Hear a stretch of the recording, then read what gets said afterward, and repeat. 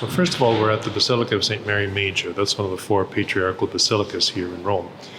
We came here together as members of the delegation to offer Mass of Thanksgiving for the week, and particularly for that special encounter that we had today with the Holy Father. And in fact, we're celebrating Mass this afternoon, and then the sacristan told me afterwards that while we were in a side chapel, the Holy Father came into the church and did what he always does prior to an apostolic journey. He's leaving tomorrow for Malta, so he came into that special chapel dedicated to Mary, Salus Populi Romani. He always goes there before a trip and again after tonight to invoke her intercession and her help before he leaves for Malta.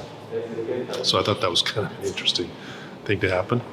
But speaking of the Pope, we had our great encounter with him this morning. Now, of course, the whole week led up to this, and the delegates had 4 hours.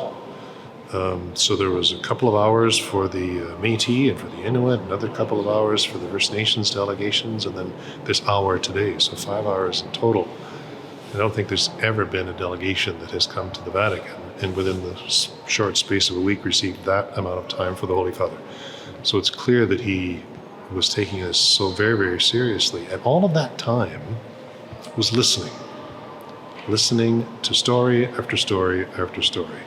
And in the encounter today, it's very clear that he took deeply to heart everything that he heard. And in fact, I was struck by some words he said today in his talk. He said he not only reflected on it, not just a mental exercise, but he imagined an Ignatian approach. He imagined himself in the situations that he himself could feel deeply within himself, the grief, the trauma, the anger.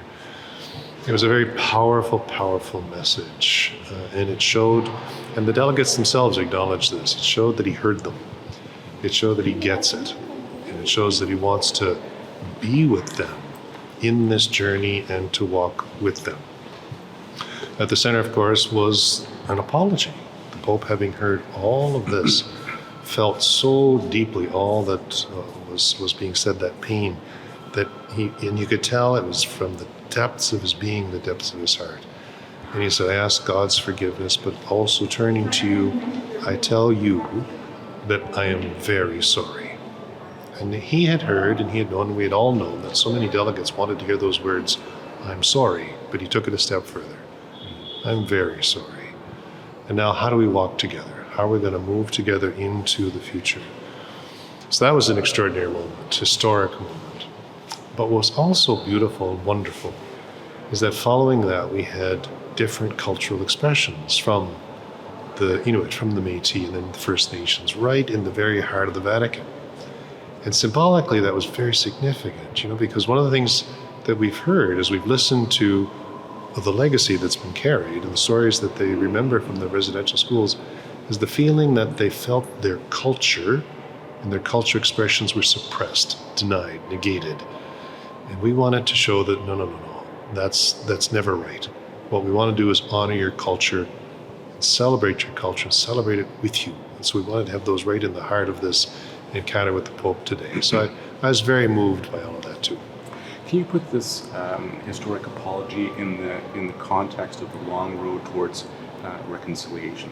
It's a small step, but significant. Yeah, and I'm not among those that say that it's a small step. It is a step for sure, but it's a big one. And I'll tell you, to put it in perspective, I'm going to share with you what some of the male elders among the Indigenous delegation said to me afterwards. They came up to me, full of thanks for certain, but they said, now we're brothers. Now we're brothers. Now we can start the journey of forgiving one another, of healing and moving forward together. So we've come to a point where it's not just me and you, us and them. We're brothers, we're sisters that have somehow found a new way to one another precisely because of this encounter that we've had with our Holy Father. There's the significance of that's why this is not just a small step, it's a big one. And the delegates and other Indigenous leaders have said that they still expect an apology on Canadian soil, and you anticipate that would happen? Oh, sure, absolutely. So we've heard that loud and clear, an apology on our land, which we understand, because land is important to them, central to the place matters. But it would not have been right if the Pope, having heard all that he heard this week, didn't say, I'm sorry. How could any of us not have said, I'm sorry for what you've been going through? So he did that. But that in no way precludes an eventual papal visit, an eventual reiteration of the apology on their native land. Thank you. Okay, you're welcome.